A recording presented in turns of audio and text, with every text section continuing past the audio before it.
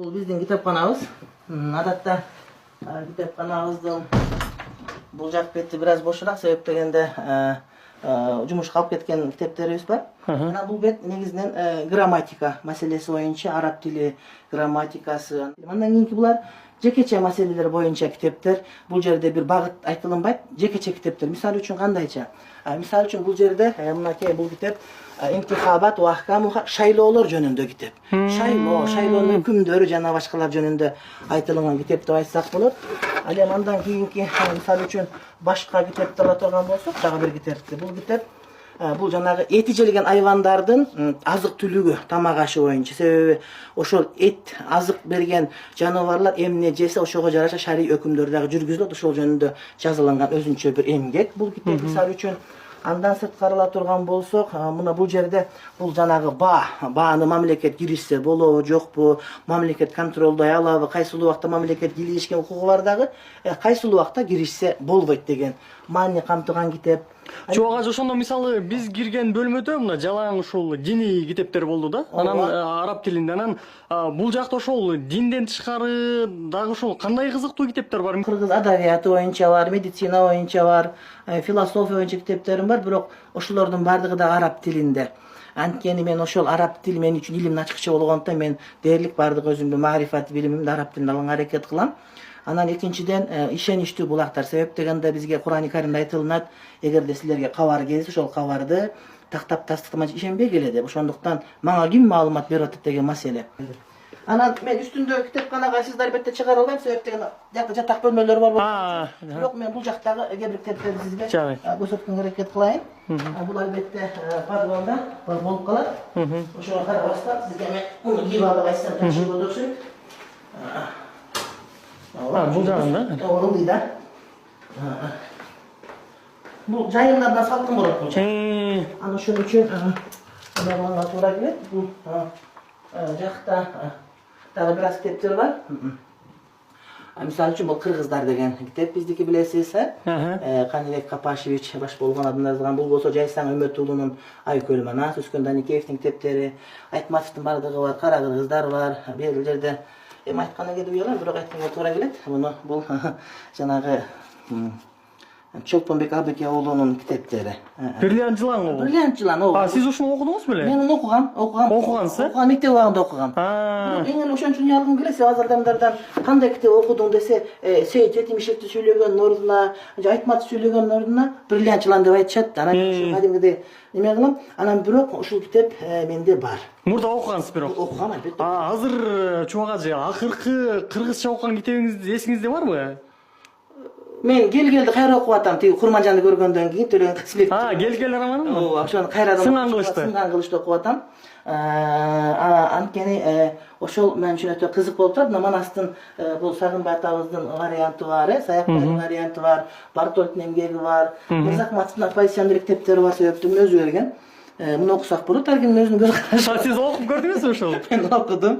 Кандай таасир калтырды? Сиз өзү жазып берген окшойт сизге? Бул эми Мелис мырза деген жанагыдай сырттан көрүнүп тургандай эле, ичинде деле жашыруун эч нерсе жок, бирок кээде жалпы элге белгисиз болгон фактылар ушул китепке камтылгандыгын мен көрдүм. Сизге жакты өзү? Кандай жазылган экен бул? Кандай деп айтсам болот, балким эми кээ бир нерселер мага мисалы үчүн адам катары же бир инсан катары кээ бир нерселер мага жакпашы мүмкүн. Анан бирок бул жерде көбүнчө факты менен сүйлөгөн, мен муну Бишкектен Истанбулга кетип атканда жолдо айтсам туура болот.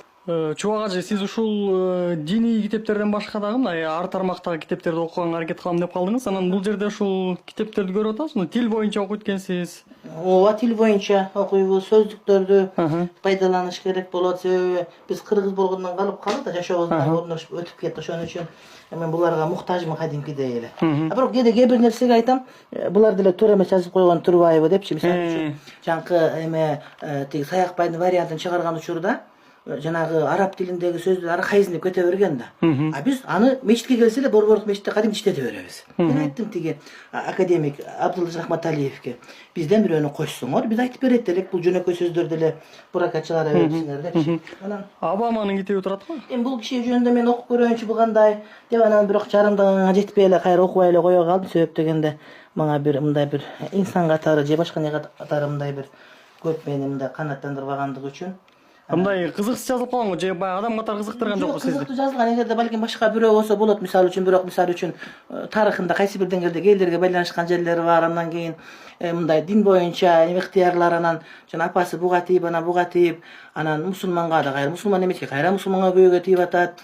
Анан мындай бир мен үчүн бир бүдөмөк тарых болуп, анан кандай деп айтсам болот, айтор мен үчүн мындай бир окугум келбеген жок да. Анан мен эң жакшы окуган китептер, мен кыргыз жазуучулардан эң эле көп баалаганым Сейит Жетимишевди баалайм да. Мен үчүн ошол киши номер биринчи. Айтматовдон да жогору турат. Бардыгынан жогору. Бардыгынан жогору. Себеп дегенде Айтматов агайыбызды өтө урматтайм, бирок ал кишинин эмгектериндеги тарбиялык мааниси бир тетири жакка кетип калгандай.